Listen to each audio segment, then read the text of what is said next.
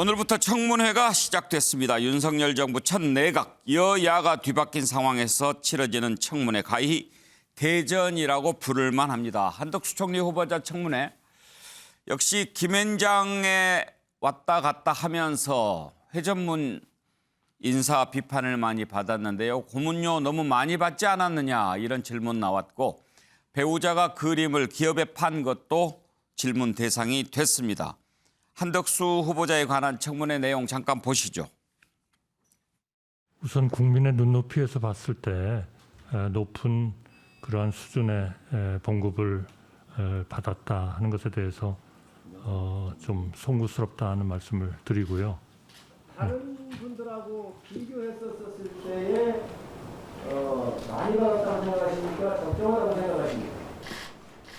글쎄 저는 거기에 대해서는 평가를 드리는 것은 좀 어려울 것 같습니다만 그렇게 지나치게 많이 받았다 그렇게는 생각하지 않습니다. 그러나 국민의 눈높이에서 봤을 때 그거는 분명히 높은 수준의 봉급인 거고 그런 점에서 다시 한번 송구스럽다는 말씀드리겠습니다.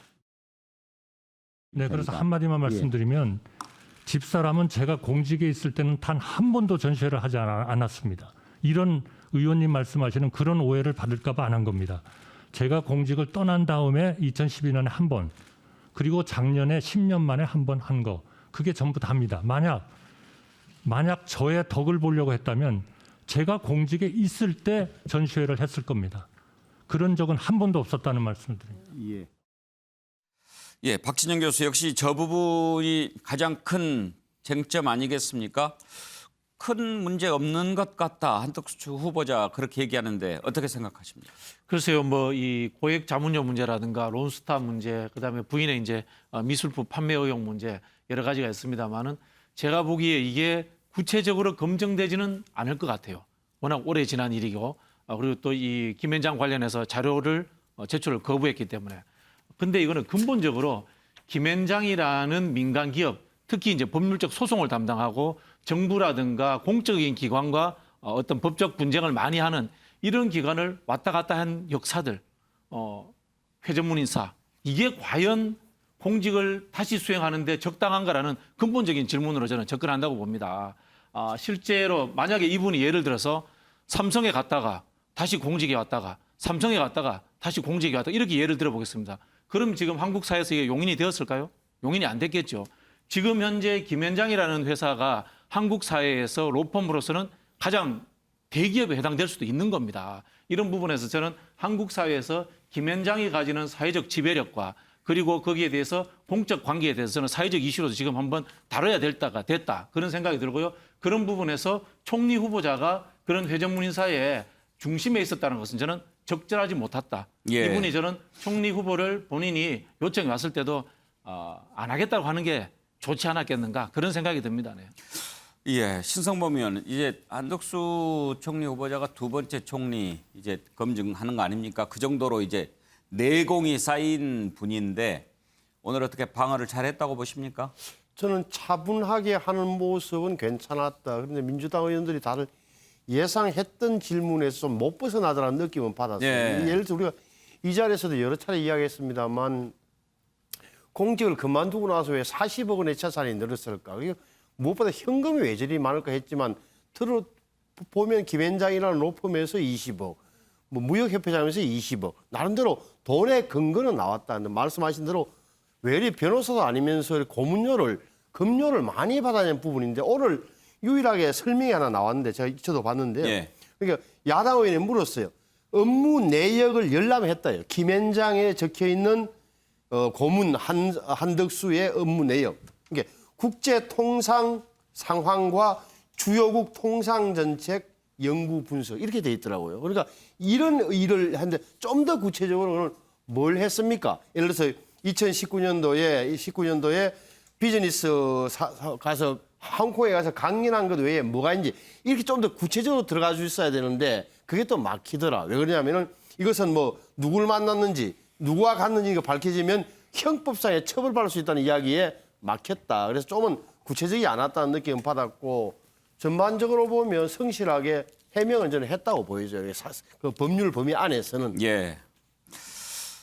김두수 총장 이제 한덕수 후보자에 대한 청문회 내일까지 하지 않습니까? 예, 이틀간 하는데 지금까지는 글쎄요. 이제 뭐 국회 인준이 있어서 그런지는 몰라도 당초에 기대했던 만큼 날카로운 공격 별로 보이지 않는 것 같습니다.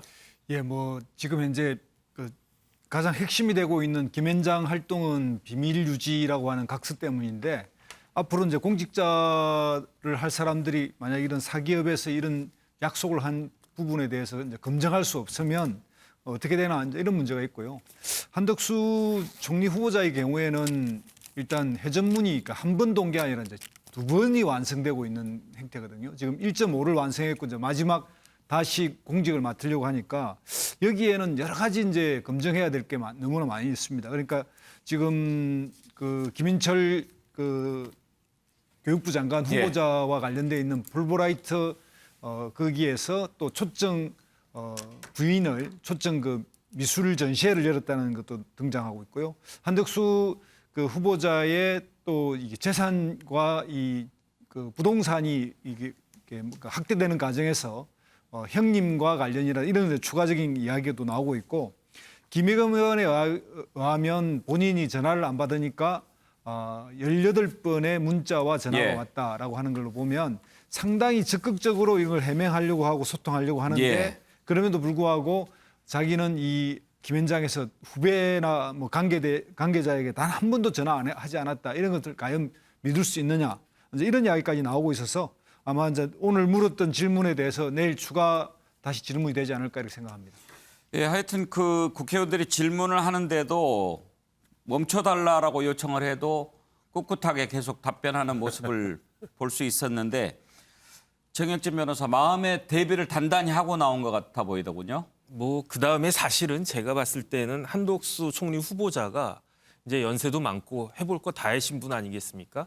그래서 뭐 굳이 내가 낙마 한들 뭐 그렇게 여한이 있겠나 일단 그런 생각도 하시지 않았을까 하는 생각이 드는데 그런데 어쨌든 오늘 청문회가 그렇게 칼끝이 날카롭지는 않았던 것 같다. 그래서 오히려 무난하게 잘 마쳤겠구나 이렇게 생각을 하고 귀가를 하셨을 것 같고 근데 제가 봤을 때는 전관예우라고 하는 건요 사실은 퇴임 직후에 영향력이 있을 때 행사가 되는 것인데 그런 부분에 있어서는 주미대사가 2012년 2월까지 하셨으니까 벌써 이제 10년이 됐고 무역협회장 했어도 2015년 2월까지 했으니까 어느 정도 이제 그런 부분들에 있어서는 시간적인 파괴력은 있었던 것이 아닌가 그 생각은 들고 예. 근데 우리나라에서 사실 고액 연봉자가 제일 많은 회사가 두 군데가 있어요. 첫 번째는 삼성전자고 두 번째가 김현장이거든요. 예. 근데 제가 제일 아쉬웠던 거는 김현장 기준으로 봤을 때 4억 5억은 그렇게 많지 않다라고 본인이 판단할 수도 있었겠지만 이거는 국민 정서상으로는 굉장히 그 적절하지 못한 그런 부분이 아니었는가 그런 부분들에 대해서는 조금 아쉬움이 있었다라고 저는 판단이 됩니다. 예. 한덕수 후보자 특히 자신의 집을 외국 기업에 월세를 내주었던 부분 이 부분에 대해서 자료를 좀 요청을 했는데 왜 안 주느냐 이런 질문도 있었습니다. 여기에 대해서 워낙 오래됐고 뭐 또 그전에 노무현 정부 때 마지막 총리하면서 이거 거쳤던 것이다 이런 해명을 했는데요. 이 부분을 두고 국민의힘 전주혜 의원이 일사부재리 원칙을 꺼내들었습니다. 한번 그 내용 들어보실까요? 아마 이게 2007년 3월 29일 노무현 대통령 당시 총리 후보자 뭐 청문회 좀 속기록입니다만 여기에서도 그때도 이 주택에 대해서는 좀 월세를 주신 상황이었죠. 그렇습니다. 예, 그때 별 문제 그때 잘 소명이 됐고 여기에 대해서 전혀 문제 되신 바가 없었죠. 문제가 없었습니다. 왜냐하면 네, 저희가 세를 준 그 사람들을 개인적으로 알지도 못하고 소위 그 부동산 중개소에서 와가지고 저 세를 좀 얻었으면 좋겠다 해가지고 저희가 준 것뿐입니다. 네. 그 다음에 만난 적도 없고 그분들을 알지도 못합니다. 네, 그래서 만약에 문제가 됐었다면 그때 청문회에서 문제가 됐어야 되고 그렇다고 하면 그게 임명이 되셨으면 안 되는 거죠. 그럼에도 불구하고 지금 또 다시 문제를 삼는 것은 저는 일사부재리다 이렇게 생각을 합니다. 예, 정혁진 변호사한테 법률 용어가 나왔으니까 물어보겠습니다. 전주회 의원이 판사 출신이죠? 네네, 맞습니다. 일사부재리가 어떤 겁니까? 그러니까 한 번 이야기가 된 거는 또 다시 예. 거론하지 않는다는 그런 원칙인데 예. 일사부재리 원칙은 좀 맞지 않는 것이 왜냐하면 그게 어디에서 해당이 되는 거냐면 형법상 사람이 한 번 처벌받았는데 또 처벌받으면 안 된다는 이야기고 그 사건으로. 네네. 그다음에 여기에 조금 더 넓게 지게 되면은 행정상 뭐 징계 처분 같은 것들 역시 불이익을 받았으니까 또 받는 것은 안 된다. 그런 원칙인데 그래서 굳이 이제 전주회 의원이 그거를 모르셨을 리가 없을 것 같은 생각이 드는데 견광부회 아닌가 그런 생각이 들고요. 예. 다만 이런 거는 있습니다. 어떤 게 있냐면은 외국계 기업이나 외국계 기업에 이제 일하는 임원들이 한국에서 그 집을 얻을 때에는 지금 우리나라 일반적인 뭐 전세나 그런 거 좀 틀리거든요. 그다음에 이것을 전문적으로 하는 부동산이 있기 때문에 아마 이제 한덕수 총리 후보자 같은 경우도 그런 전문 부동산을 통해서 집을 임대를 해줬다 이렇게 말씀을 하시는 것으로 저는 취지는 이해는 되는데 예. 그렇다고 하더라도 우리 집에 누가 새 들어왔는지 몰랐다라고 하는 것은 조금 그것도 지나친 그 방어 아닌가 그런 생각이 듭니다. 김두수 총장. 이제 뭐 전주회 의원은 방어하는 차원에서 일사부재리 얘기를 한 것 같습니다만 저 논리를 그대로 적용시킨다면 청문회 또 할 필요 없는 거 아닙니까? 그렇습니다. 이미 뭐 총리를 한번 하신 분이니까요. 근데 총리 이후에 뭐 관계된 것도 있고 금방 거론되는 저 문제도 결국은 그때 당시에 이제 그 AT&T가 한국의 통신 시장을 개방할 때인데 그와 또 바로 그 뭐랄까요 업무 자체는 아니지만 거기에 관련된 국장을 하고 있었고 그게 이제 10년 동안 또 하나의 업체하고 이렇게 됐는데 마침 거기에 이제 해당됐다는 것. 그래서 그 관계를 한번 자세히 들여다봐야 되는 문제가 하나 있는 것 같고요. 또 뭐 지금 이제 다른 그 부동산 문제도 등장하고 있는데 보니까 이제 그 부인 쪽으로의 어떤 상속이나 이런 걸 통해서 됐는데 이게 마침 한덕수 후보자 형님 그러니까 상속된 재산이 형님 쪽 그 건물하고 또 옆에 그대로 다시 이렇게 인수하게 되는 그런 경위까지 지금 밝혀져 있어서 한덕수 후보자 같은 경우는 부동산 문제가 전혀 없을 거라고 생각했지만 예상외로 이런 부분은 오늘 그 검증에 다 밝히지는 않았지만 추가적으로 좀 더 들여다봐야 되는 거 아닌가 생각이 듭니다. 예. 한덕수 총리 후보자 청문회는 내일도 이어집니다. 오늘 또 이 밖에 장관 후보자들도 몇 명 있었는데 그 내용 살펴볼까요? 오늘 장관 후보자는 박진 외교부 장관 후보자, 원희룡 국토교통부 장관 후보자, 그리고 박보균 문체부 장관 후보자 이렇게 또 청문회가 열렸습니다. 박진 후보자에 대해서는 아들이 해외 도박 사이트 운영사에 근무하는 것과 관련해서 질문이 많이 나왔고요. 딸 위장 전입과 관련해서 혹시 아빠 찬스 쓴 것 아니냐 그런 의혹이 제기가 됐습니다. 한번 들어보실까요? 온라인상에서 현금을 걸고 포커를 치면은 이게 도박입니까? 게임입니까? 넓게 보면 게임이라고 생각합니다. 현금을 걸고 포커를 치는데 이게 게임이라고요? 너무 억지 아닙니까? 그 회사의 안내를 보시면은 여기 뭐 게이밍 간판이 이렇게 나와 있습니다. 그래서 넓게 보면은 게임 그 소프트웨어를 개발하고 라이선스를 주는 회사로 이렇게 알고 있습니다. 이게 한국에서는 국내에서는 불법입니다. 그래서 캐나다 본사를 캐나다에다 서버를 구축한 겁니다. 그런데 그건 아들의 문제라고 칩시다. 그 후보자께서 자꾸 이것을 옹호하거나 이런 식으로 비유하려고 하는 것 자체가 저는 더 큰 문제라고 생각을 합니다. 사실 여부를 떠나서 이러한 저희 가족과 관련된 내용이 제기되고 또 이렇게 논란이 된 거에 대해서는 제 부덕의 소치라고 생각합니다. 박정인 교수, 저 부분은 좀 논란이 될 것 같아요. 그걸 도박이냐 게임이냐. 도박이지만 뭐 일을 할 수 있는 부분이다. 이렇게 해명하지 않고 그걸 게임으로 본다. 그렇죠. 그 김경엽 의원이 지적했던 식으로 박진 지명자가 수긍하고 사과하면 될 문제였다고 저는 그렇게 보거든요. 근데 이게 왜 이게 문제가 될 수 있냐면요. 외교부 장관이기 때문에 앞으로 업무 중에 저런 일이 생길 수가 있습니다. 국내에서 이제 도박을 하는데 법적으로 안 되니까 외국에 서버를 둔 사례, 그리고 또 흔히 하는 말로 그 음란물 사이트라든가 이런 부분들이 외교 분쟁으로서 지속될 수 있는 가능성이 있는데 외교부 장관을 하겠다는 분이 저런 식으로 답을 하니까 저는 문제가 되는 거다 이렇게 생각이 들고요. 이 부분은 저는 박진 그 장관 후보자가 바로 사과하고 입장을 바꾸는 것이 옳지 않겠나 그런 생각이 듭니다. 네. 신성범 의원은 어떻게 보세요?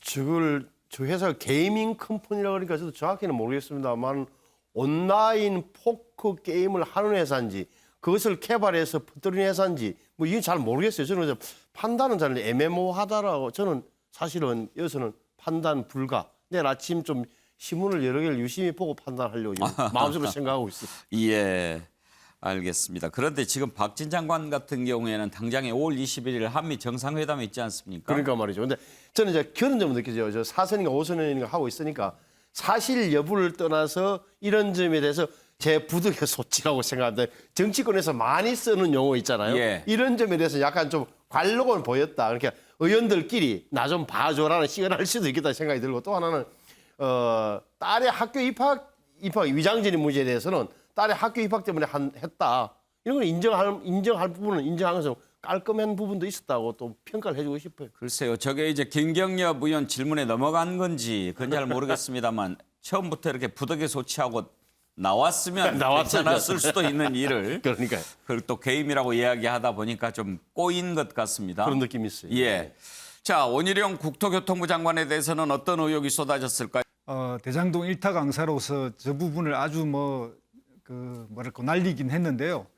그 같은 지자체 단체장으로서 이 문제를 원희룡 지사는 지사 시절에 그러니까 이재명 후보와 다르게 본인은 이제 초과 이익을 환수하는 조항을 둔 행식으로 했는데 그것의 이익을 8.9일인가로 이제 그걸 딱 고정해서 예. 그걸 최대치로 했다라고 하는 걸 이제 그것이 자기 설계의 가장 자랑이다 이렇게 이야기를 하는데 여기에 따른 또 여러 가지 이야기가 있습니다. 그러니까 이 대장동 이전에 서울 지역에서의 건설 과정에서 건설업자가 그 공사비라든지 이런 걸 이제 부풀러서 그 이익을 최소화시켜 버리면 8.9%의 이익도 또 최대화시킬 수 있는 그러니까 건설 공사비에서 최대한 빼내고 마지막 이익 부분에 정산해서 또 그렇게 할 수 있는 그런 문제까지 생겼으니까 이제 예. 그런 부분에 대한 다툼인데 원희룡 의원은 외부의 회계 기관을 해서 그걸 마지막 하게 된다라는 주장을 하고 있는 거고 국회의원의 질문은 그거 자체의 정상까지를 일단은 사업을 시행하는 쪽에서 하고 있으니 이것이 일종의 또 특혜 보장처럼 보일 수도 있다 이런 이제 지적을 하고 있는 겁니다. 오등봉 개발 사업이 큰 사업이었습니까? 아주 뭐 큰 사업은 아닌 것 같습니다. 이제 대장동에 비하면 제가 보니까 한 8천억 정도의 사업이었는 정도로 생각보다는 크지는 않은데 그게 이제 원희룡 지사의 그 집이 있었고 그 또 관계된 건설 사업자들이라든지 이런 사람들이 주로 이제 거주하는 타운하우스가 있는 곳이었고 그것에 대해서 또 제주도에 있는 시민단체라는 거는 이제 그 부분이 좀 특혜다. 그리고 예. 거기에 지어지는 그 용적률을 상향하고 이런 것이 제주도의 한라산의 경관을 침해한다. 이런 이제 끊임없는 시민운동 쪽에서의 반대도 있었고 그렇기 때문에 저게 이제 계속 논쟁이 되고 있는 것입니다. 원희룡 후보자가 대장동 일타 강사 별명을 얻지 않았습니까? 저런 개발 사업 경험이 있으니까 좀 더 내용을 잘 알았던 모양이죠. 근데 제가 이제 일타 강사라고 했지만 일타 강사로서의 어떤 정말 뭐 눈부시게 돋보이는 부분보다는 상당히 이제 정쟁적으로 이제 접근했고요. 그 주장도 좀 무리한 주장을 많이 했습니다. 예. 그러니까 예를 들면 초과 이익 환수 조항에 같은 부분도 당시의 사항을 고려하지 않고 지금의 부동산에 오른 이런 걸 조건으로 걸었기 때문에 뭐 일타 강사라기보다는 정쟁적 그리고 그것에 대한 홍보적 그 어떤 네이밍을 붙인 거다 이렇게 저는 생각합니다. 정혁진 변호사, 또 원희룡 후보자는 법인카드 또 업무 추진비 이런 부분도 논란이 되고 있어요. 뭐 잘 가는 식당에서 뭐 몇 천만 원을 쓰고 그랬다라고 하는데 개발 사업 법인카드 이 도지사 하면은 그런 문제들이 계속 이렇게 논란이 되는가 봐요. 글쎄요, 저도 뭐 그런 분들하고 그렇게 가깝게 지내지 못해가지고 어떤지는 모르겠는데 그래도 조금 뭐 의외다 저는 그런 생각이 들고요. 그다음에 이제 그 정도는 좀 너무 심한 면이 있지 않는가 일단 그런 생각이 들고 그래서 여러 가지로 좀 아쉬운 점이 있다 그런 생각이 듭니다. 예. 그리고 박 박보균 문화체육부 장관 후보자에 대해서는 일왕 생일잔치 참석한 거 논란이 됐죠. 한번 들어보시겠습니다. 일왕 생일잔치 갔는데 취재차 가신 거죠? 그렇습니다. 누구누구 같이 갔습니까? 기자들 중에? 저 혼자 갔습니다. 초대를 받아야 들어갈 수 있는 곳이 일왕 생일잔치라는데 어제 뭐 어떻게 초대받으셨습니까? 초대받지 않았습니다. 초대를 초대를 안 받지도 받고- 않았는데 저는 현장에 가라. 거기엔 책상이 없는 실체적 진실과 기자의 상상력에 단서가 있다. 그런 기자 정신에 충실해서 거기 간 겁니다. 일본 대사관에서도 이야기를 하길 초대한 사람만 들어올 수 있다는데 초대 안 받고 어떻게 들어갔냐라는 겁니다. 예외 조항이 있다고 생각 안 하십니까? 다른 기자들은 밖에서 있었답니다. 제가 거기 들어간 걸 어떻게 합니까? 보도에 나오지 않았습니까? 여기 지금 보면은 아니 근데 제가 거기 박보균 들어가서 대기자 언론계 연예자의 모습을 보였다라고. 아니 제가 거기 들어간 걸 기자가 거기 들어갔으니까 저를 알죠. 제가 있잖아요. 그걸 쓴 다음에 일본 아베 정권의 역사 왜곡에 대한 대형 루포 기사를 쓰고 그랬습니다. 그게 증거물 아닙니까? 아, 기자가 초대장을 받았는지 안 받았는지 그게 뭐가 중요합니까? 자, 박진영 교수, 초대받지 않았는데 취재하기 위해서 기자 정신으로 갔다. 이렇게 지금 해명하는 거죠. 뭐 사실 알 수 없죠. 알 수 없는 상황인데 문제는 이제 이분이 다른 발언들이라든가 저 최근에 있었던 발언들 이런 것까지도 한번 되짚어 보면은 이게 좀 표현이 참 그렇습니다만 일본과 가까우려고 했다라는 이제 의혹이 나오는 겁니다. 최근에 이제 그런 이야기를 했어요. 일본은 이제 세계적으로 아시아를 지배해봤기 때문에 준법 정신이 있는 나라다. 뭐 이런 식의 발언을 했거든요. 이게 이제 전형적인 이 제국주의적 시각이지 않습니까? 그리고 흔히 하는 말로 일본처럼 한국도 가야 된다라는 이야기를 사실은 내포하고 있는 겁니다. 근데 최근에 이제 우리나라가 이제 선진국에 들어서면서 일본을 배우자라는 식의 이야기는 이제 이미 완전 없어진 구시대적 사고가 된 겁니다. 이런 부분에 있어서 이분이 갖고 있는 근본적인 사고가 식민사관이라든가 이런 것에서 벗어나지 못했다라는 이런 지점에서 일왕 파티에 참석한 것도 그런 개연성이 있지 않느냐라고 이렇게 의심을 하고 있는 겁니다. 신성범 의원, 사실 박보균 후보자 발탁 배경이 많이 궁금하지 않았습니까? 오늘 청문회에서 그런 질문이 나오더라고요. 윤석열 당선인하고 어떤 관계냐? 그랬더니 전혀 뭐 일면식도 없고 본인이 쓴 칼럼을 보고 윤석열 당선인이 연락을 해와서 처음 만나게 됐다. 그렇게 얘기를 하더라고요. 그랬을 가능성이 높죠. 박보균 대기자, 저분이 무슨 글로 유명하냐면 짤막한 글로 유명해요. 예. 문체가 아주 단문으로 하면서 굉장히 국제 정세에 저는 글을 많이 쓴 걸 보고 현장을 많이 다닌 건 사실이에요. 이번에 일본 이 문제도 뭐 저는 2013년도에 주한 일본 대사에 열린 거니까 갈 수 있다고 봐요. 그러면서 쓴 글이 맞아요. 역사 왜곡의 근원과 뿌리가 어디 있는지는 아시는 대로 요시다 쇼인이라는 사람, 일본의 그 마지막 어떻게 보면 개명한 뭐 유학자일 겁니다. 그런 분들 그 마스시다 정경숙의 뿌리라고 할 수 있는 그에 대해서 썼다고 하는 거니까 저는 그럴듯하게 보이고 오히려 지금 민주당에서 이야기하는 것은 당신이 했던 말을 여러 개를 종합해 보니까 당신 친일 성향이 있는 거 아니야 이런 식의 접근을 하는 건데 저는 그 부분에 대해서는 좀 국민들이 좀 다르게 평가할 수 있는 부분이 있다고 봐요. 전체적으로 봐야 된다. 저는 감히 이런 말씀을 드리고 싶어요. 네. 자, 청문회 살펴봤습니다. 다음으로 넘어가죠. 지난 주말 말도 많고 탈도 많았던 검찰청법 개정안 국회 본회의를 통과했습니다. 고성이 오갔고 몸싸움도 벌어졌고 구급차까지 출동했습니다. 동물국회라는 말을 듣게 됐는데 본회의 통과 모습 한번 보시죠. 각서하라! 각서하라! 각서하라! 각서하라! 금수한다! 반대한다! 반대한다! 반대한다! 반대한다!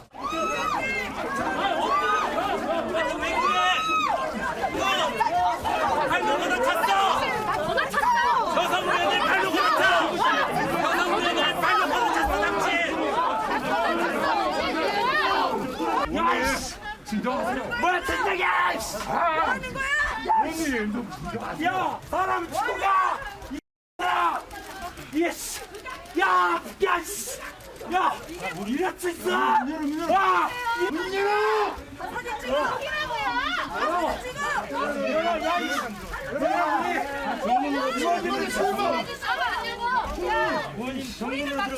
예, 몸싸움 모습 보셨는데요. 지금 본회의 통과 이후에 국민의힘 배현진 의원의 발언이 지금 논란이 되고 있습니다.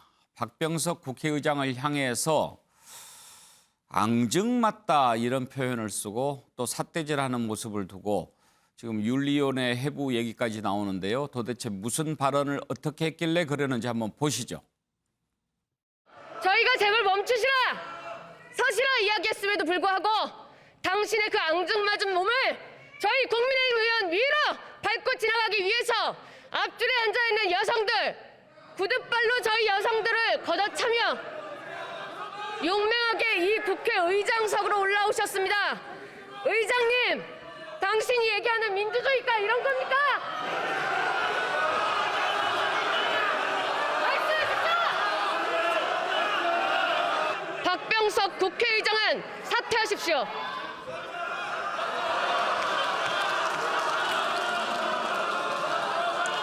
배현진 의원 수고하셨습니다. 예, 자, 좀 짚어보죠. 신성범 의원.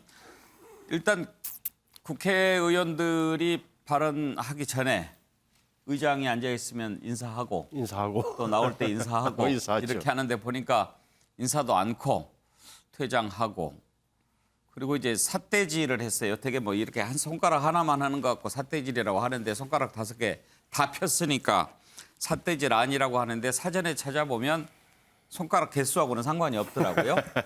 무엇보다도 이제 앙증맞다. 이것도 좀 사전을 찾아봐야 되는데 작으면서도 갖출 것은 다 갖추어 아주 깜찍하다. 이게 이제 앙증맞다라고 하는 겁니다. 다 큰 어른한테 그리고 또 나이도 어린 배현진 의원이 국회의장한테 앙증맞다라는 표현은 안 어울리죠? 안 어울리죠. 안 어울리죠.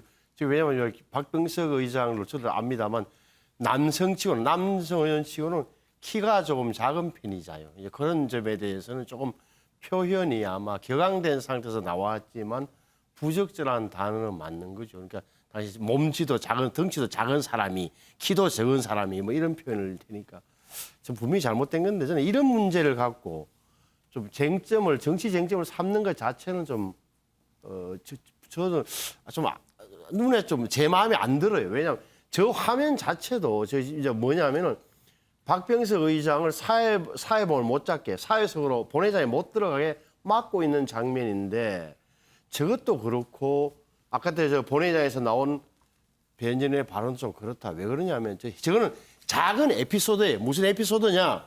국회가 2012년도에 선진화법을 만들었는데 선진화법의 취지가 이번에 완전히 다 사라져버린 거예요. 아신 대로 쟁점이 있으면 여야 3대 3으로 해서 한 90일간 수기 좀 해서 결정해라고 한 건데 그것도 아시는 대로 한쪽을 완전히 뭐 위장탈당시켜서 엉망을 만들었죠. 전체회의 또 법사위 전체회의 통과시켰죠. 본회의도 저렇게 뭐 필리버스터 하지만 다 우회 장치로 편법으로 다 돌파해내는 이런 게 본질적인 문제지 몸싸움을 하고 손을 어떻게 하고 이런 갖고 여야가 잘했니 못했니 하는 것은 저는 본질은 아니라고 봐요. 물론 잘못된 거예요. 저는 표현도 잘못했고 그래서 저는 그 지점에 오히려 좀 더 여야 의원들이 주목해 줬으면 좋겠다. 정치 언론도 마찬가지고.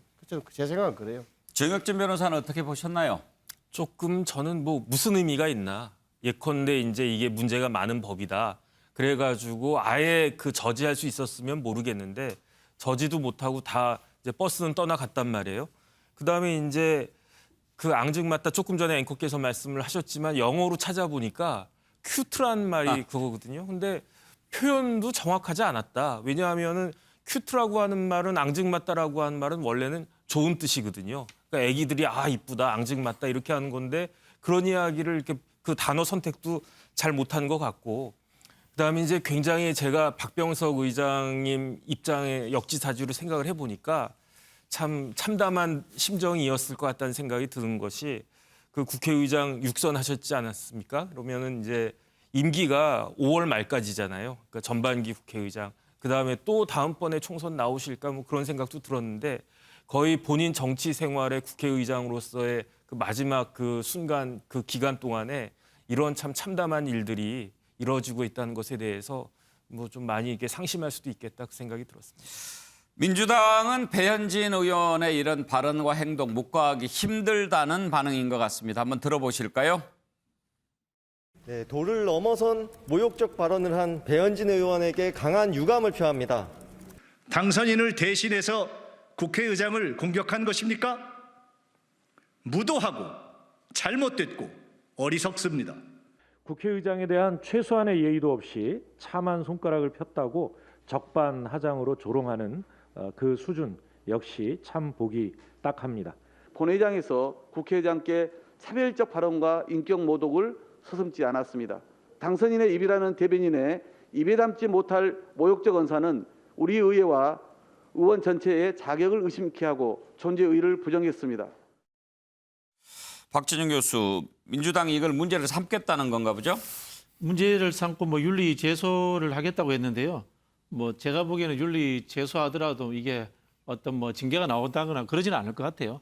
근데 한편으로 보면은 참 안타깝다라는 생각이 드는 게요. 우리가 국회에서 보면은 존경하는 의장님, 존경하는 동료 의원 여러분, 뭐 존경 안 하더라도 명목적으로라도 그렇게 이야기를 합니다. 근데 이제 완전히 민낯을 드러내는 정치로 흘러가고 있다. 이런 게 좀 아쉽고요. 저는 그 이면에는 결국은 국민의힘이 당선인과 한동훈 법무부 장관 지명자의 눈치를 보는 지금 정치를 하고 있다. 그런 생각이 듭니다. 권성동 원내대표가 처음에 합의를 했을 때 국민의힘 의원들은 이 법이 국회의 국민의힘과는 큰 관련이 없는 대단한 법이 아닐 거다. 저는 그렇게 생각했을 거라고 봅니다. 그런데 이제 당선인보다도 한편으로 보면 법무부 장관 지명자가 여기에 대해서 문제를 제기하니까 변하는 상황들, 이 몸싸움까지 하는 이런 극단적인 상황을 연출하는 것을 보면서 야, 참 우리 정치가 이렇게 참 쇠락하는구나. 그런 생각이 듭니다. 뭐 여야의 몸싸움은 저는 뭐 누구를 두둔할 생각은 없습니다만은 몸싸움을 하는 이유가 과연 그것이라면은 이 국회가 흔히 하는 이 법무부의 검찰의 시녀가 되는 거 아니냐 역으로 그런 안타까운 마음이 생깁니다. 국민의힘 하태경 의원의 발언도 한번 들어볼까요? 어떻게 이해를 해야 되는 거예요? 일련의 이 움직임을? 스타일 많이 구기고 있죠. 저도 솔직히 이해가 잘 안 되고요. 네. 파기라면 아동 심야의 문구 조정에 들어가면 안 되는 건데. 그 이제 원내 지도부는 이제 사과를 했잖아요. 오판했다고. 그거는 이제 정무적으로 오판했다 하는 이제 그쪽에 무게가 있고, 하지만 법적으로는 검수완박이 그대로 통과되면 피가 크기 때문에 이 안에서도 좀 문제가 심각한 거는 최대한 막아야 된다. 이런 두 가지 측면이 같이 존재해요. 그렇죠. 그래서 제가 좀 지도부에 당부하고 싶은 것은 국민들이 헷갈린다. 예, 솔직히 헷갈려요. 하나의 메시지만 강력하게 내라. 김두청장, 이제 하태경 의원 얘기는 싸우더라도 좀 일사불란하게 대우를 갖춰서 싸워야 되는데 그런 모습을 보여주지 못한다, 이런 자성의 목소리인 거죠? 예, 그렇습니다. 그리고 이제 이 의회주의의 기본은 합의거든요. 이 합의가 깨지면서 보통의 이런 합의를 깬 쪽의 원내대표는 이제 사퇴를 하고, 싸우더라도 이제 다른 원내대표가 나와서 싸우는 게 어쨌든 그 명분도 있고 뭐 일관성이 있는데, 지금은 합의를 한 주체도 권성동 원내대표고 뒤에 어쨌든 또 이런 강경한 투쟁도 앞장서서 하고 있고, 이게 뭐가 아주 안 맞는 거죠. 그래서 이제 모양도 빠지고 스타일도 구긴다고 표현하는 건데, 여기에서 이제 문제가 되는 거는 뭐냐면, 저런 동물국회를 막아보자고 해서 국회 선진화법을 만들었고, 그러면 저런 국회의장의 국회에 출석하는 장면을 앞에서 막을 때 여성의원들을 앞에 내세우고, 그 여성의원들 앞에 내세운 거에서 어떤 피해가 가는 걸 또 이 어떤 공격의 거리로 삼으려고 했다가 이 공격의 거리에서 흥분을 하는 바람에 앙증맞은 이런 표현도 쓴 거고요. 또 사퇴제도 쓰고, 당신께서라고도 안 하고 당신이 말하는 이런 민주주의가 이런 거냐, 이런 식으로 이제 좀 뭐랄까 감정이 격한 오바가 나와서 앞으로는 이런 정치에 있어서 만약 물리적 충돌이 일어나는 일이 있더라도 여성 의원들을 앞세우는 이런 건 일종의 역성 차별 또는 역성적인 문제라고 저는 보거든요. 그런 것도 좀 가감하게 앞으로는 없애서 재현되면 안 된다, 이렇게 생각이 듭니다. 예, 자, 이렇게 해서 구분 응선을 넘었고 이제 내일 결정이 됩니다. 내일 마지막으로 표결 처리를 하게 되는데, 이제 마지막으로 넘어야 할 관문이 국무회의 의결입니다.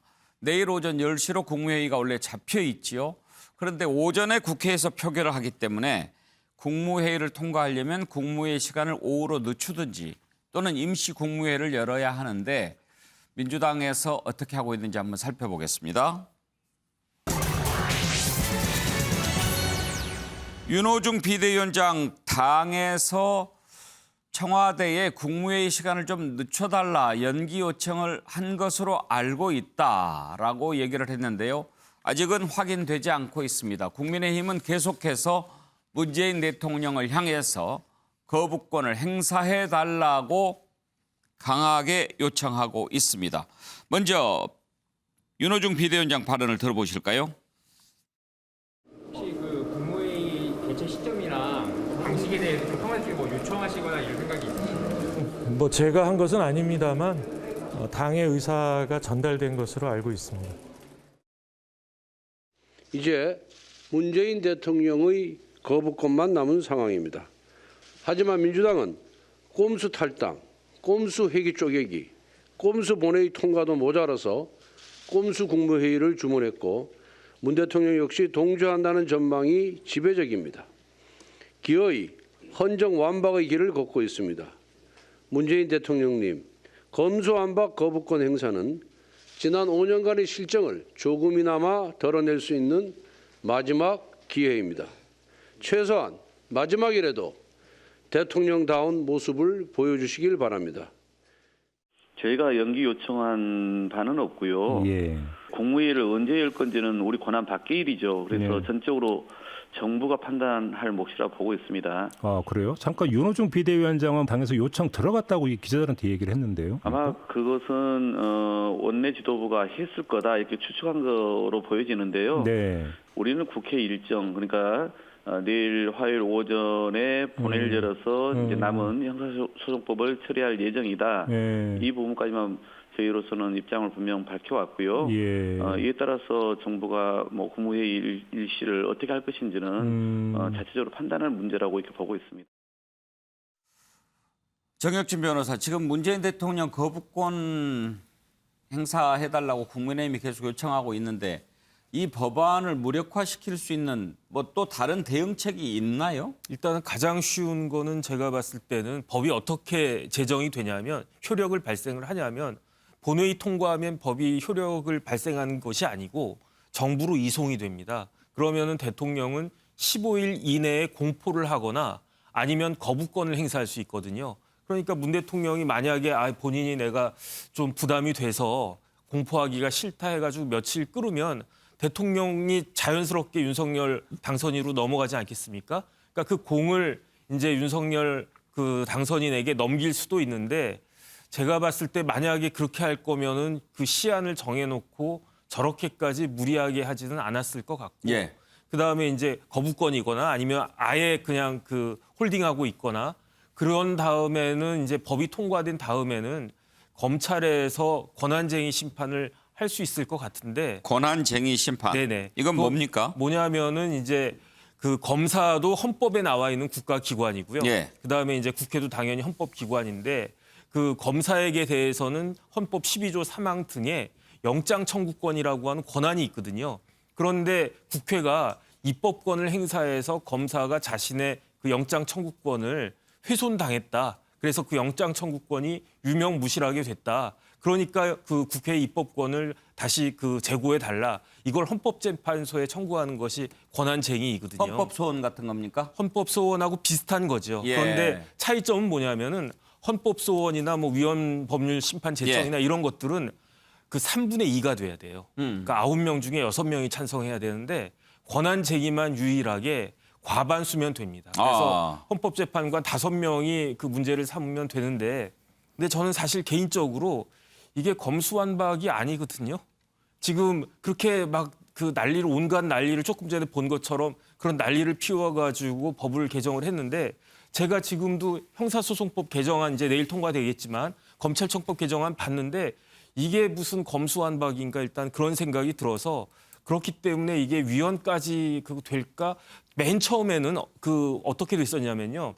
그 9글자였어요. 검찰청법을 폐지한다. 그다음에 형사소송법 개정안도 거의 형사소송법에 나와 있는 거의 모든 조문에 검사를 다 드러내는 거였으니까 이 정도면 위헌이다라고 생각을 했는데 지금 뭐 별로 바뀐 게 별로 없고 그래요? 바뀐 내용들도 제가 봤을 때는 뭐 그렇게 크게 뭐 없어가지고 이거 가지고 위헌이라고 볼 수 있을까? 그래서 그 고대 장영수 교수님이라고 헌법학계에 굉장히 유명하신 교수님도 계신데 비슷한 생각이신 것 같아서 과연 어떨까 그런 생각은 듭니다. 그동안에 잠깐만요. 신성범 의원 말씀 듣기 전에 그동안 정혁진 변호사께서 이 법안 처리 계속 반대하는 입장을 밝히셨잖아요. 네네. 그러면 이번에 바뀐 개정안을 이렇게 보면 이 정도면 국민의힘이 그렇게까지 반발할 일이 아니라고 보시는 겁니까? 그러니까 대표적인 게 검찰청법인데요. 제가 이제 제가 아는 국어로는 예컨대 A, B, C, D, E, F 등 6가지 등 중요한 범죄인데 대통령으로 정한다. 이것하고 국어가 아니고 영어고. 예. 그런데 그 내용하고 A, B 등 그 대통령으로 정하는 중대범죄 뭐가 틀린지 전 모르겠어요. 예. 등이라고 하는 것에 앞에 있는 것들은 예시적인 것들이기 때문에 그 예시적인 것은 뭐 그냥 이런 것들이 있기 때문에 중요한 것은 대통령이 대통령령으로 어떻게 정하느냐가 중요한 거지 그 앞에 있는 예시적인 규정들을 한 게 뭐가 잘못된 거냐. 그래서 저는 검찰청법 그다음에 이제 원래대로 하면 검찰의 수사권을 다 박탈을 하도록 1년 6개월 뒤에 하겠다는 거 아니겠습니까? 제가 검찰청법 개정안 뭐 여러 번 봤는데 그런 내용이 전혀 없어요. 그런데 이게 무슨 검찰청 그 검수완박인가? 오히려 한 가지만 말씀드리면 사실은 형사소송법 개정안에 굉장히 잘못된 조항이 있습니다. 어떤 조항이 있냐면요. 그 고소인과 고발인이 있거든요. 고소인은 누구냐? 피해자예요. 내가 범죄의 피해자로 받은 사람이 그 수사기관에다가 이야기하는 걸 그걸 고소라고 예. 하고 피해자가 아닌 제3자가 하는 것을 고발이라고 하거든요. 그런데 고발인 그 경찰에서 이 그 고소가 들어왔는데 이거 불송치해야 되겠다라고 하면 지금까지 법은 고소인과 고발인 모두에게 이의 신청권을 줬단 말이에요. 그런데 개정하는 법에는 고발인의 이의 신청권을 없애버렸어요. 근데 이게 왜 이걸 없애버렸는지 이해가 안 가는 것이 이 부분은 검사의 수사권을 축소하는 게 방점이 있는 게 아니고 고발인의 이의 신청권을 박탈하는 것이기 때문에 이것으로 인한 파장이 굉장히 클 것이다라고 모든 변호사들이 다 이야기하고 있는데 어떻게 이런 법을 통과시킬까? 그걸로 인해서 국민들 실생활에 영향이 있을 거라고 저는 확신을 갖다가 하기 때문에 예. 이제 이런 부분들이 사실은 문제가 되지 않을까 싶습니다. 정혁진 변호사 말씀을 들어보니까 문제가 있는 부분들이 어떤 부분일 수 있겠다 이렇게 생각이 되는데 사실 정상적으로 이런 법안을 고치려면 공청회도 하고 뭐 또 이런 절차가 좀 필요하기는 했죠. 그래서 제가 이해가 안 되는 게 지금 민주당에서 이게 검수완박이 필요하고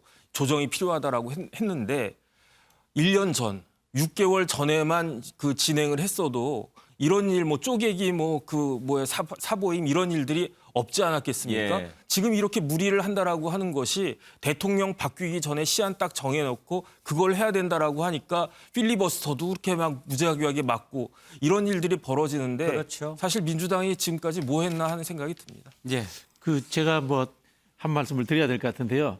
실제로 민주당에서도 그 이야기가 나옵니다. 부패 경제 중에서 부패 경제 등으로 바뀌었지 않습니까? 등으로 바뀌었기 때문에 대통령 영에 의해서 모든 것을 실제로 다 할 수 있는 상황이 돼버린 겁니다. 그리고 말씀하신 이 보안 수사권 문제는 당연히 보완해야 된다는 입법적으로 보완해야 된다는 그런 이야기도 있었고요. 그런데 이렇게 왜 됐냐면은 여야가 합의를 보려고 하다 보니까 민주당은 양보를 하고 서로 양보를 하는 과정에서 양쪽의 논리가 안 맞는 것들이 절충이 되다 보니까 이 입법이 문제가 된 겁니다. 그런 부분들은 저는 보완 입법을 하면 된다고 보는데 금방 말씀하신 이런 상황인데 지금 국민의힘이 이 난리를 쳐가면서 저런 식으로 저지를 하고 헌법 소원을 하고 국민투표를 하고 이런 식으로 정치적으로 풀어가야 될 것인지 여기에 대해서도 저는 문제를 제기해야 된다고 봅니다. 아니 이제 교수님 말씀도 형식적으로 들으면 그럴싸하게 들리는데 등자와 중자 보십시오.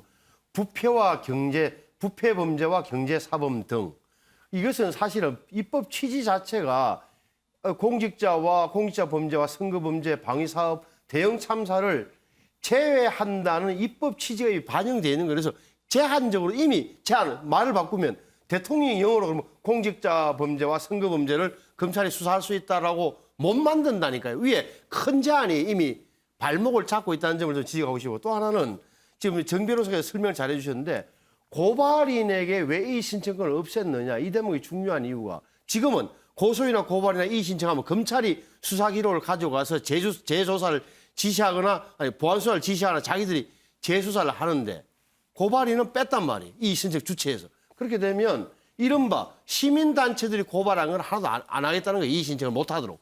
다시 말하면 예를 들어서 뭐 이재명 전 후보의 부인 김혜인 씨의 법화 문제라든지 대장동 문제 이런 걸 다 이 신청권을 없애겠다는 취지로밖에 해석이 안 된다는 점을 예. 지적하고 싶고 또 하나는 지금 왜 아까도 앞서 봤습니다만 윤호중 비대위원장하고 박홍근 원내대표 왜 이야기가 내일 저 문제가 왜 생각이 다르냐. 제가 보기에 원래는 내일 10시가 항상 국무회의예요. 근데 예. 또 국회 본회의는 원래 오후 2시, 예. 10시로 땡겼잖아요. 다 이런 것 때문에 내일 국무회의를 오후로 늦출 거냐. 이런 비판이 생기니까 국무회의마저 꼼수로 하려는 거 아니라 비판이 생기니까 빠져나가고 있다. 제가 볼 때는 정부하고는 안 짰습니다. 정부하고는 협의한 바 없습니다라고 제가 볼 때는 좀 뭐라 그럴까 조금은 알리바이를 만들고 있다는 인상을 저는 강하게 가져요. 김두수 총장이 그동안에 문재인 대통령이 발언해왔던 걸 종합해보면 거부권 행사할 가능성은 거의 없다고 보이고 다만 이제 국무회의 시간을 늦출 가능성은 어떻게 보십니까?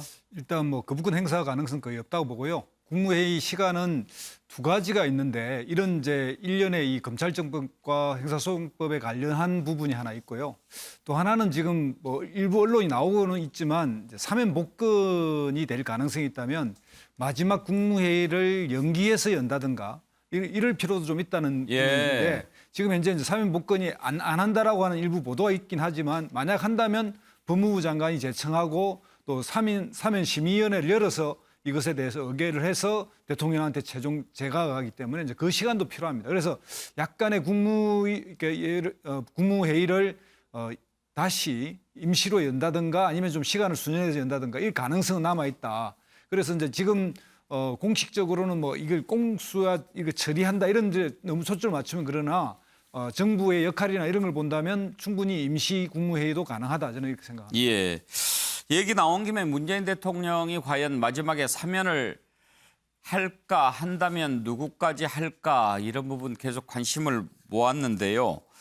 오늘 나오는 속보로는 일단 마지막 사면은 없을 것 같다. 그리고 한다 하더라도 지금 뭐 얘기가 되고 있는 이명박 전 대통령 그리고 김경수 전 지사 사면 대상이 아닌 것 같다 이렇게 얘기가 나오는데 박진영 교수 지금 청와대에서 공식으로 사면 없다 발표한 건 아니죠?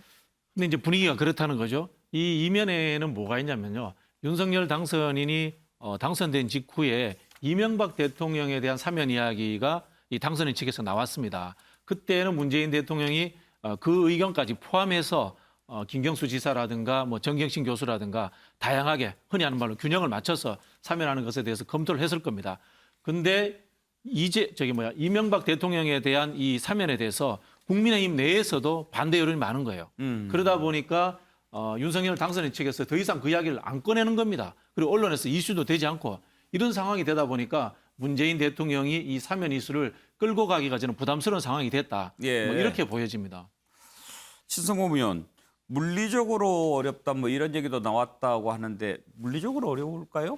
그러니까 말이야 김 총장이 설명하시나 아마 그 법무부의 그 절차를 이야기하는 건데 아니 의지가 있으면 저는 무슨 물리적 이렇게 필요하겠어 몇 사람 안 된다는 것도 지금 다 나와 있고 면면도 다 나와 있고 이유도 나와 있을 텐데 저는 결국은 좀 정말 죄송합니다만 문재인 대통령의 좀 정치 스타일 문제다, 기질 문제다 저는 봐요. 이거는 여론조사를 해가지고 결정할 게 그다음 아니라는 점만 이거는 대통령의 정치의 결단 사안이에요.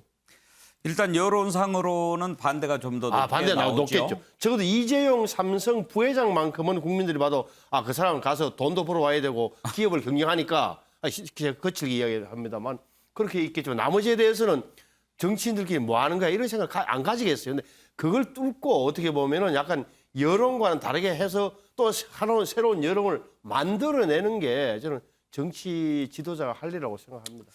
그렇다고 또 여론만 가지고 누구는 사면하고 누구는 안 할 수도 없고 그런 건데 김두수 총장 사면 가능성이 거의 이제 사라졌다고 봐야 될까요? 저는 아직 살아있다고 보는데요. 예를 들면 이제 미국에서 사면 경우에 집권 후반기가 아니라 집권 초에 일주일 만에 사면을 해서 크게 문제가 됐던 게 바로 포드 대통령입니다. 당시에 닉슨 대통령 게이트에서 닉슨 대통령이 물러나니까 그걸 승계하고 일주일 만에 교회를 갔다 와서 그날 주말 교회 갔다 와서 바로 결정했는데 당시는 엄청난 비난을 받았습니다. 그리고 또 2년 뒤에 있었던 본인의 이제 재선 선거에서 그것 때문에 카드 대통령한테 패배를 했습니다. 그러나 역사에서 30년 지나고 나서 민주당 계열의 케네디 쪽에서 케네디 센터가 포드 대통령에게 상을 줬습니다. 그래서 당시에 국론이 엄청난 분열과 갈등 사항을 막아낸 그 공을 인정했습니다. 그래서 이런 대통령의 결단은 당시에서는 비난과 감정이 있을지라도 장기적인 민주공화국 발전에서는 필요한 사면은 또 대통령이 결단하는 것도 좋다고 봅니다. 예. 저는 그 우리 신성범 의원님 말씀에 좀 연장선상에서 문재인 대통령 스타일이 그런 분이기 예. 때문에 이 키는 사실은 국민의힘이 갖고 있다. 이렇게 보여집니다. 왜냐하면요. 지금 민주당에서는 사면 이야기를 꺼낼 수 있는 입장이 처지가 못 됩니다. 근데 국민의힘은 윤석열 당선을 이미 한번 꺼낸 바가 있기 때문에 저는 여야 협의로 이런 이야기가 올라오면은 대통령도 편하게 하실 수 있을 것이다. 이렇게 보여집니다. 정혁진 변호사는 사면 어떻게 하는 게 좋겠다고 생각하십니까? 일단은 절차적으로 현실적으로 뭐 급박하게 하면 할 수 있겠지만 김두수 총장님 말씀하신 것처럼 법무부 장관이 상신을 하고요.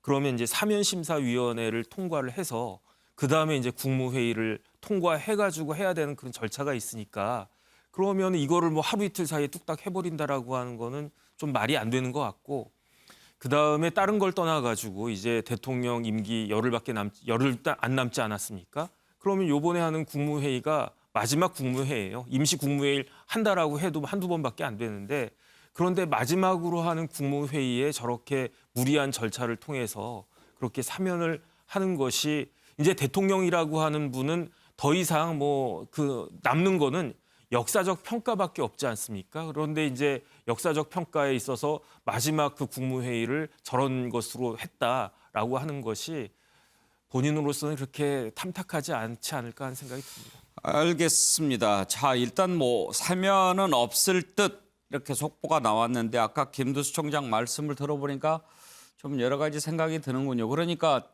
지금 사면이 없을 것 같다 이렇게 확실한 건 아니고 다만 임시 국무회의 시간을 조정하는 것에 좀 부담이 있으니 사면을 만약에 한다면 임시 국무회의를 열어서 그때 사면 문제 그리고 이 법안 처리 문제를 같이 통과시킬 가능성이 있다 이 말씀인 거죠. 네, 그렇습니다. 임시 국무회의는 살아있다 이렇게 생각이 듭니다. 네, 알겠습니다. 상황을 좀 지켜봐야겠군요. 다음으로 넘어가겠습니다.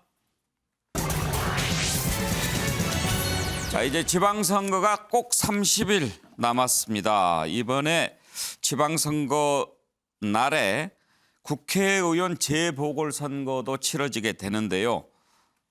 이번에 그만두는 국회의원 뭐 포함해서 전부 7군데에서 보궐선거를 치릅니다. 그런데 나오는 면면이 대선 주자들이 있고 그래서 미니 총선이다 이런 얘기까지 나옵니다. 지금 가장 관심을 모으는 인물은 두 사람입니다. 이재명 전 대선 후보 그리고 안철수 인수위원장.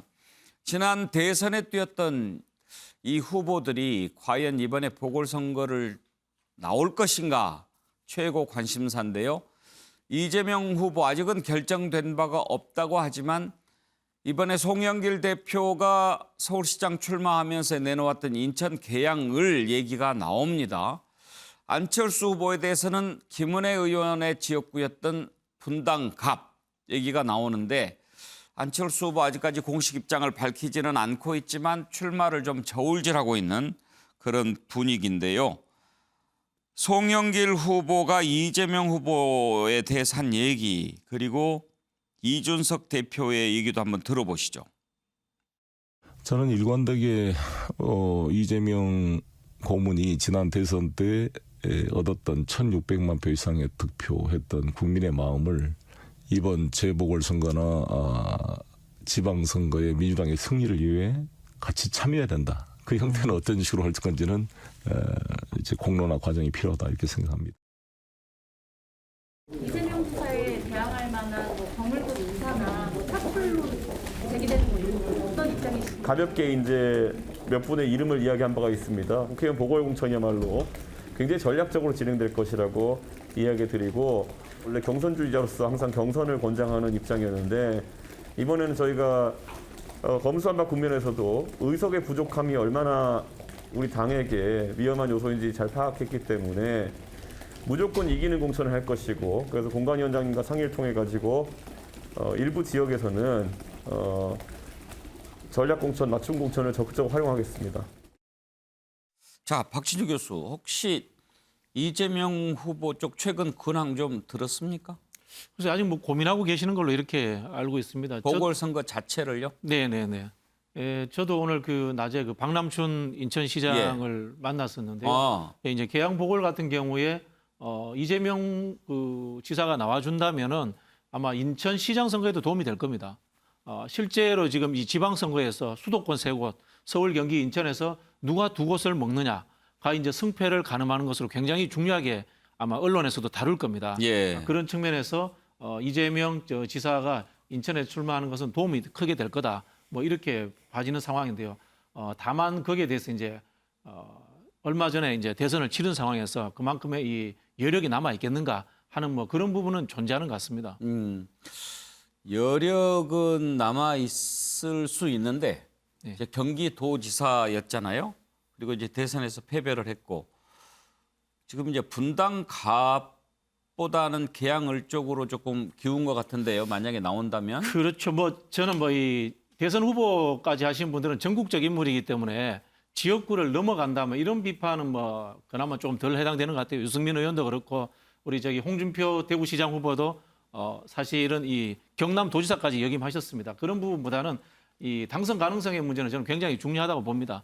그리고 이제 분당 같은 경우에는 가장 큰 문제는 제가 보기에는 대장동이 있다는 것. 그래서 그것이 이슈화되고 또 이 김문혜 후보가 도지사 후보로서 그것을 최대한 이렇게 이슈화 시키려고 한다는 그런 저는 위험성이 좀 문제가 되지 않을까 그런 생각이 듭니다. 지난 대선 득표율을 봐도 분당갑보다는 계양을 쪽이 더 유리하죠? 뭐 정치는 또 현실이니까요. 예. 그러면 출마할 가능성 김두수 총장은 어떻게 보십니까? 지금 저도 뭐 출마 가능성이 이제 반반이라고 보는데요. 저는 이제 개인적으로 이재명 상임고문이 이번 보선에 출마하는 거는 좋지 않다 이렇게 생각을 하고 있습니다. 민주당 전체의 지방선거를 돕는 거는 이해하느나 본인이 보궐선거에 뛰어나오는 거는 너무 좀 성급하다 이런 비판이 있고요. 정치인은 본인이 기반했던 곳에 가장 흠지라고 할 수 있는 지금 분당갑의 정면 승부를 한다면 그나마 이해는 할 수 있습니다. 그게 뭐 대장동 문제까지 해서 국회의원 나와서 꼭 승리해야 되는 건 아니거든요. 헌신하고 희생하면 그게 나중에 이제 표로 보답을 받는 게 정치라고 저는 이해하고 있기 때문에 그런 정면 승부를 한다면 모르겠습니다만 저렇게 좀 안전한 지역으로 좀 피신 가는 느낌을 주는 계양으로 간다면 저는 뭐 혹시라도 당선은 될지 모르겠습니다만은 그게 정치인의 이미지로 보나 장기적으로 보나 소탐 대실이 되지 않을까 이런 생각이 듭니다. 예. 신성범 의원. 이재명 고문이 만약에 보궐선거에 출마한다고 하면 그 지역의 단순한 국회의원을 넘어서 지방선거 전체에 미치는 영향도 만만치 않을 거예요. 만만치 않죠. 특히나 저는 왜 지금 송영길 의원 저 지역구가 제가 기억하기로 송영하면 5선 했잖아요. 5선. 인천시장을 했죠. 저게 핵심일 겁니다. 어떻게 보면 민주당의 인천에서의 지지세 확산의 교두보가 될 그런 지점이니까 저는 만약 선택을 하게 된다면 제가 만약에 이재명 고문의 참모라면 이것은 리스크를 줄이는 쪽으로 가자. 분당갑이 아니라 말씀하신 대로 분당갑은 굉장한 좀 위험 요소가 있기 때문에 계양을 선택하자는 이야기를 함직해요. 제가 어떤 선택을 할지 모르지만 또 하나는 유시바 이렇게 이제 안철수 위원장 부분은 저는 이렇게 보는데 이준석 대표가 저렇게 퍽 이렇게 전략공천이 없다는 식으로 나오는 이유 중에 하나가 이런 느낌은 받아요. 그러니까 안철수 위원장에 대해서 윤석열 당선인이나 아니면 이른바 속칭 윤핵관들 윤석열 후보 측에서 공천을 이야기하면서 출마 근거를 했는지는 모르겠으나 공천은 당의 몫이다라는 견제의 성격이 강하다. 또 하나는 지난번에 경기도지사 후보 경선 때 친하다고 하는 지금 친한지 아닌지는 모르겠습니다만 유승민 전 의원한테도 꼭 까말 안 태워준다. 전략공천 안 했는데 내가 윤 후보 측하고 이야기가 됐다고 해서 안철수 위원장을 전략공천 줄 수는 없다는 대목이 저는 딱 눈에 들어와요. 예. 자, 이재명 후보가 인천 계양을 저울질하고 있다면 안철수 후보는 성남 분당갑 출마할 가능성 계속 나오고 있습니다. 관련된 내용을 들어볼까요? 안철수 위원장 만나서 출마 관련 얘기나 그거 다 밝혀야 되나요? 안철수 위원장께서 자신의 그 정치적 진로에 대해서 말씀하시겠죠. 제가 왈가왈부하는 거는 그건 예의가 아니라고 생각합니다. 출마 고민했다는 이제 기사도 나왔는데 아니, 안철수 위원장님의 정치적 행보는 안철수 위원장님께서 말씀하셔야지 다른 사람이 또 제가 안철수 위원장님의 마음을 잘 아는 사람이 아니잖아요. 제가 말씀드리면 그건 예의가 아니라고 생각합니다. 인간 지역구에 대해서 안철수 위원장이랑 만났다 이런 얘기도 있는데요. 분당 지역에 대해서도 전략 공천 생각하고 있는지. 저는 당선인 측에서 어떤 분이 그렇게 뭐 실제 사실로 확인되는지도 모르겠지만은 익명으로 그렇게 나서고 아니면 또 본인이 당과 상의하지 않은 일을 그렇게 하고 다니는지 모르겠지만은 저는 그런 부분은 상당히 우려스럽다 이렇게 말씀드리고요. 당내 공천 절차는 윤상현 위원장과 긴밀하게 상의하고 있습니다. 지금 신성모 의원, 이준석 대표는 그전에도 뭐 안철수 위원장 분당갑 출마한다면 뭐 꽃가마 태우지는 않겠다. 그러니까요. 그런 얘기도 했고.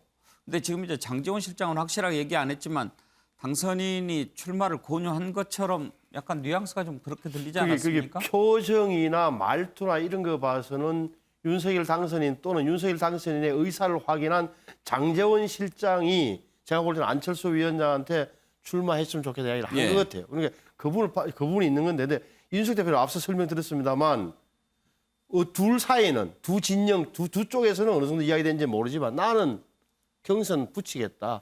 왜? 박민식 전원이 나와 있기 때문에 그것은 저 6일 재보궐선거 공천관리위원장인 윤상현 의원이 하게 된다. 상의하겠다. 딱 선을 끊는 거죠. 그러니까 이 대목이 묘한 게 지금 국힘에서 당내 구도 자체가 이준석 대표는 윤핵관과 알게 모르게 지금 다시 어떻게 보면 견제와 이런 모드로 태세로 들어갔다라고 보는 게 좀 더 맞는 것 같아요.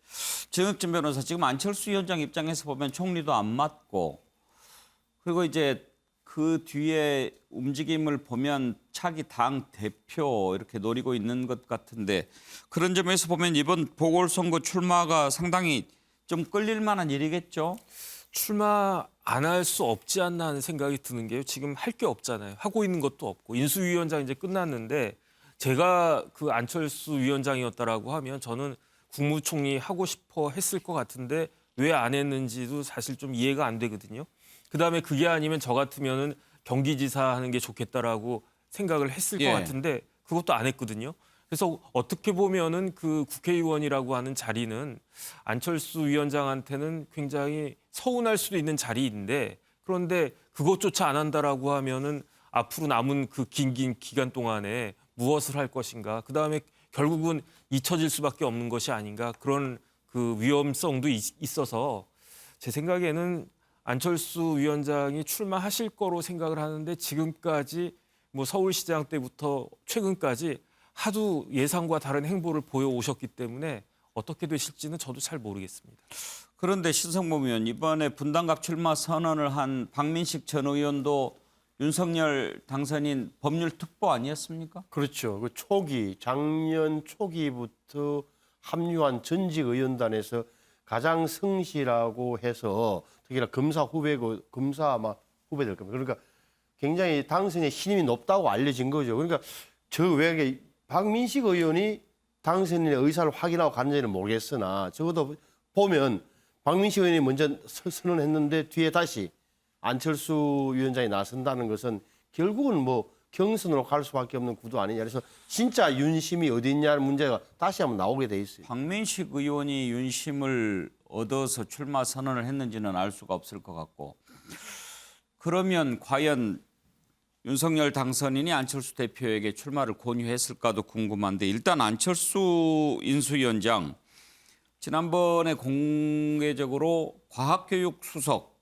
신설 요청을 했다라고 밝힌 적이 있죠. 그런데 어제 발표된 인선 보니까 과학교육 수석 자리가 없더군요.